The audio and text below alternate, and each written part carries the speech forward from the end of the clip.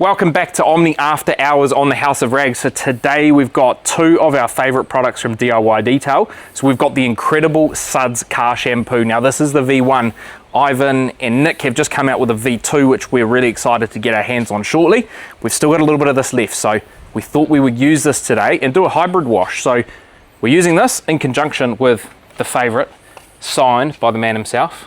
Hang on, got to get it in focus. Yeah, got to get that in focus. Got to get it in, there we go, signed. So this is our bottle of DIY Detail Rinseless. Now, it's V2. Some of you may ask, because you may have seen that this was actually signed a year ago. No, we haven't just used that much. We've had multiple bottles of this on the go, but I think today's the day. Hybrid wash. We're not going to quite polish that bottle off, but and we're definitely not getting rid of the V1 either. Oh, absolutely not. Like, how much have we got in there? We've got maybe a third of the bottle. Maybe another couple of washes. Yeah, easily. So don't freak out. So this is this is the original V1, so it is the thicker soap. The new version is thinner. It's got the same great smell, so it's still that grape scent. It's still going to perform exactly the same. Maybe a little increase in with the V2, but you're still going to perform extremely well. So yeah, I think the bit I'm looking forward to about getting my hands on the new V2 is just getting rid of the glugginess of this. Not so much because it's a bad thing, but it's just a pain when I'm filling up a little, measuring cup to make sure I get the right dilution in my foam cannon and in my bucket. You have to really make sure you rinse it out because this is very, very thick and it holds itself onto that measuring cup. So we've actually got ourselves pre-sorted here today. We've filled up the foam cannon, and what we're going to do here is foam the car down, get this on there, let it have some dwell time, start to loosen and break up some of the dirt on the car, and we're just going to hybrid wash. So then we'll rinse it off, and then we'll move into the DIY Detail V2. We'll spray that over the car and just our normal rinseless process. And the reason we're doing this today is because we have a slightly dirtier car. So I think when you get past a certain point with your rinseless... People will say this is a clean car though. Well, we've proven it before. So this is nowhere near as the last car that we said was dirty, that we did a rinseless on. I think we did a video called Can Omni Garage Rinseless. Oh no, that was a different one, wasn't it? It was can you clean a dirty car with rinseless wash? And the answer was yes. This car is less dirty than that, so you probably don't need to do the hybrid wash, but this has just got a little bit of light dust and stuff, a little bit of light chocolate film, so this isn't dirty at all. But in true DIY style here, and what Ivan preaches to everybody is chemical rinse chemical. So we're going to spray the car down with foam, we're going to let that sit and dwell, then we're going to rinse it off, and then we're going to get into our rinseless wash hybrid style. As you can see here as well, we haven't pre-rinsed the car, so this is just going to go on straight up, which should mean that that chemical has additional time to be able to work on there without it diluting further. You need to turn the water on, I think, on the pressure washer.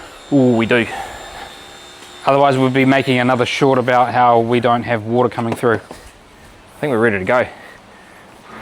Should we have foam off with a neighbour? Yeah, he's doing the double foam too. Oh yeah, he's foam, rinse, foam. He knows.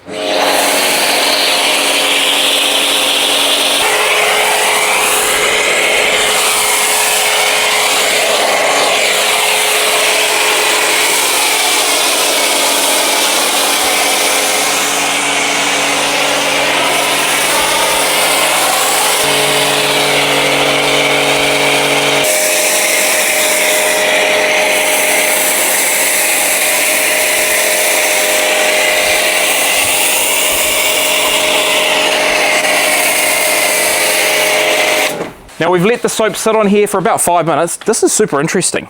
Do you know the difference in this door versus the rest of the car? Yeah, so this door is not ceramic coated. It's not. Because this is the one you had to get painted at the painters? Yeah, so I had a little burn spot in the middle of the door, and I had this repainted, and it's been on my list for such a long time to re-polish and recoat this door, but I've been waiting to open a bottle of Crystal Serum Ultra, and when we had the bottle of Crystal Serum Ultra open last time, but then why is the soap not sticking? You think it wouldn't stick to a ceramic coated section. It's bizarre, isn't it? Whereas really everything else is ceramic coated. Look. Yeah, this is all ceramic coated. Ceramic coated, ceramic coated, ceramic coated, ceramic coated, ceramic coated, ceramic coated. And then this whole side of the car is all ceramic coated. That's bizarre. I would have thought it'd be the other way around. Interesting. That would still have sitting soap on it, but Ivan, you're probably going to watch this video, so let us know what the go is. What's happened there? That's bizarre. Anyway, that soap's been on there, it's had some dwell time to rinse it off, and the whole idea of that is getting soap on there to break down that dirt and grime. Yeah. get some emulsification going to get rid of some of that dirt, get rid of some of that traffic film and some of that sand, so that when we come into our contact wash, we have a cleaner surface than what we did as if we just went in there straight.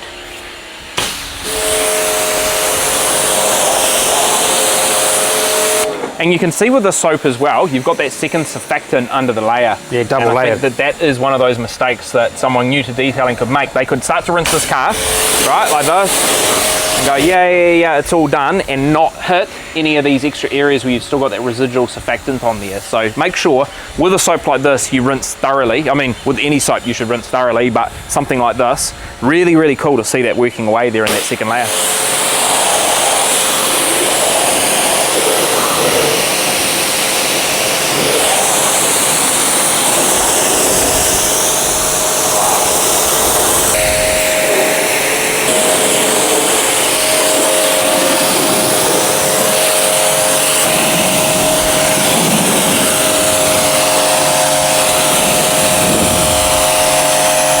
Funny because when we started detailing, when we started making detailing videos, we would have referred to this as soap scum, not a surfactant. We would look at that when we're evaluating soaps and we'd go, oh yeah, it leaves a bit of scum behind. At that point, we knew nothing about the surfactants and the actual makeup of a soap and why it did that.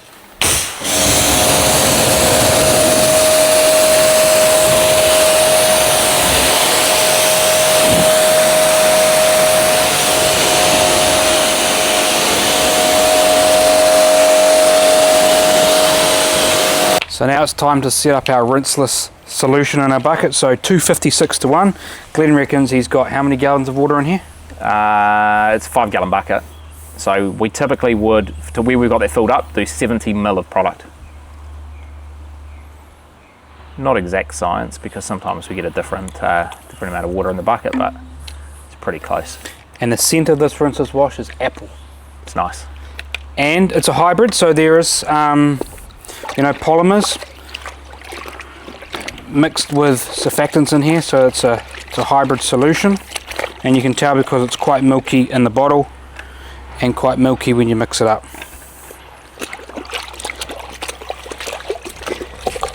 And you can see it doesn't produce huge suds in the bucket. Oh, you can make it. You can make it foamy though if you just aerate it. But that foam goes away really quickly. It does, and it dissipates. We're using the DIY Detail Legacy sponges. These sponges have been created over multiple iterations that Ivan's developed to get the perfect, I suppose, foam with the right sized, pores inside of it, and also with the slits. So the slits help for a place for the dirt to go, so all the dirt and grime that you're picking up off the surface to go into these crevices here. And also, it also allows you to contour the sponge to the surface that you're working to eliminate high spots or pressure points when you're pushing down on it. And then it also allows that when it dumps it into our wash bucket, that we can actually pull out all the dirt and grime from the sponge so that we have a nice clean wash media to hit the next surface. So a couple of reasons why you need a good sponge like that. And then because we've already mixed up our 256 to 1 dilution, we're going to do we like to pre-treat on top of already pre-treated, but we just get our spray bottle and fill it up straight from here as that dilution has already been created. You can use any spray bottle for this. We're using a pressurized sprayer, battery powered, just a little bit easier, a little bit of a luxury item rather than having to manually pump. And that litre bottle should get us around, actually that's 1.5 litres, isn't it? That'll get us well around a small car like it's a litre to there, and we get a little bit extra, so a little bit over 1 litre in there. And then we are good to go.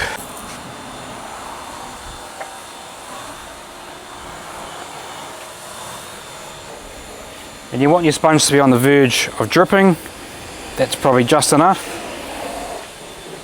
And then we can come across, no pressure at all. And this rinseless solution will be doing all the cleaning for us.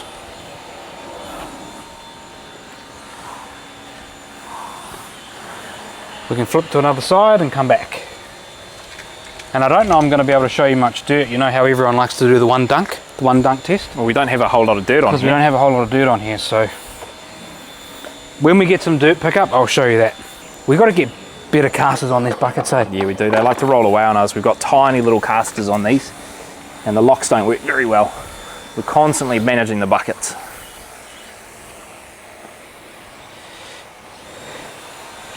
So we do use deionized water here, and so that we've got lots of, you know, dwell time with the water, we can film, and we're not at risk of getting water spots. But if you don't use DI water and you are washing out in direct sunlight, then a rinseless wash is a great way for you to clean your vehicle, because it's going to encapsulate the minerals in your water. So, you know, when the rinseless wash dries onto the surface, those minerals are already encapsulated, so they're not going to be able to cause etching onto your surface of your paint. So that's another upside to a rinseless wash solution.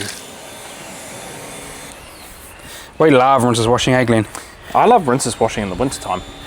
Inside, in the garage, especially when it's dark and I want to wash the car, but I've got to perfectly time it. It means I can get on, get the car washed, watch some TV, watch a podcast while I'm doing it inside. And I resisted it for years and years. Nah, not years and years. I I had resisted to it for convert quite you a for a while. long time, eh? Yeah.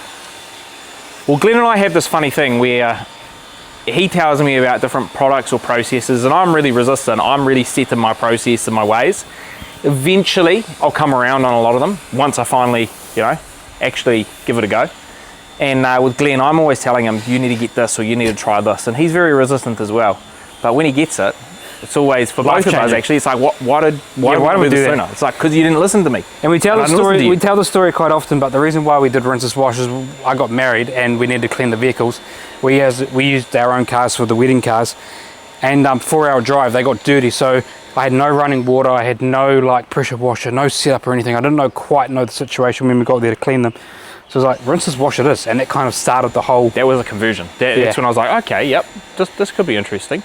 And I've done We've done hundreds of rinseless washes. lots and lots since. It's great. You can do it in direct sunlight. We're not in direct sunlight. We're in overcast, and it's bloody blowing a gale out there, and old mate's pressure washing half his house and stuff. But do it outside, no problem. It can be snowing outside. You can go on the inside and do it, no problem. Comfort of your own home. I just think people should just try it. I don't think people are skeptical, eh? Yep. It's a very, very uncommon way to wash. It is, and people just know the soap wash, the soap and bucket, because that's how you've ever seen mum and dad do it, so that's how you think you should do it, but just give it a go. Anyway, I went purposely down real low and underneath, got some dirt on the sponge. A good rinseless wash in sort of one dunk or 1 or 2 dunks with a squeeze out should remove all this dirt and grime from the sponge, give us a nice clean wash media to then hit the next surface. We want to pull that out, so I'll do the 1 dunk. It's actually been soaking in there for a bit now. 1 dunk in and out. 1 squeeze. Clean? Pretty clean. That's just water. Yeah, it is. 'Cause Now you're- it's very clean.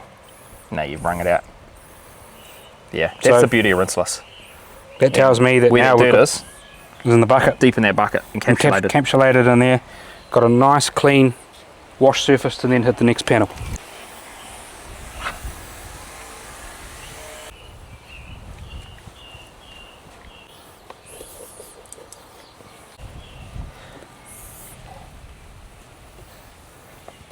So we have just completed a hybrid wash, and people are going to freak out a little bit about that because we use rinseless wash as our main way of cleaning the vehicle, but we actually use the pressure washer. People are going to go, well, you use the rinseless wash, why do you use a pressure washer? So rinseless wash means that you rinse less. We're not doing a final rinse here. So we didn't use a traditional soap to do the cleaning part. We got rid of that soap at the beginning where we rinsed it away. In this final part, we have still got rinseless wash on the vehicle here. That is okay. You do not need to rinse this away. It stays on the surface, and you could actually come in now with your drying towel and dry the vehicle without using any drying aid. People do that. It's absolutely fine because you've already got the lubricating properties that you would have between the panel or the paint and your microfiber, so you're good to go and just dry that straight away. We do like to use a drying aid. It's just something that we've always done. Adds a little bit of pop of gloss. It might give you a little bit of protection, maybe 1 week here or there.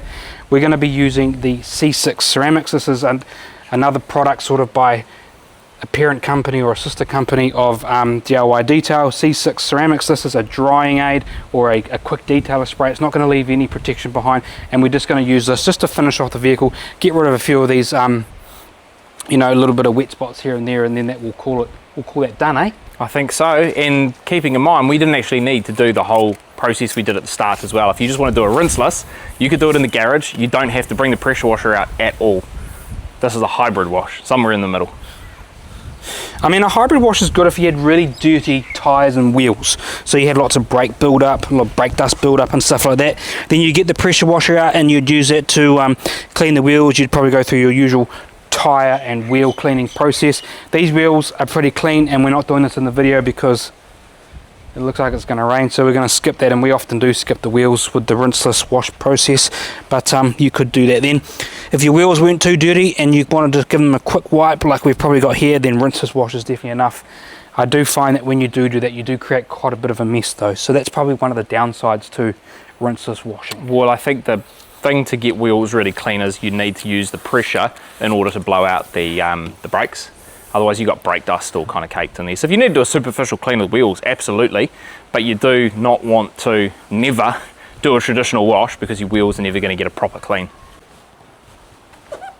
So there you are, that is how Omni Garage would use the DIY detail line of products to do a hybrid wash. So you can use the code Omni Garage, that will save you off 10% at the House of Rags. We are affiliated with the House of Rags, so we do get a little bit of a kickback if you want to use our code, but that just gets pumped back into making more content for you guys, allows us to buy products so we can make some cool videos for you guys to watch.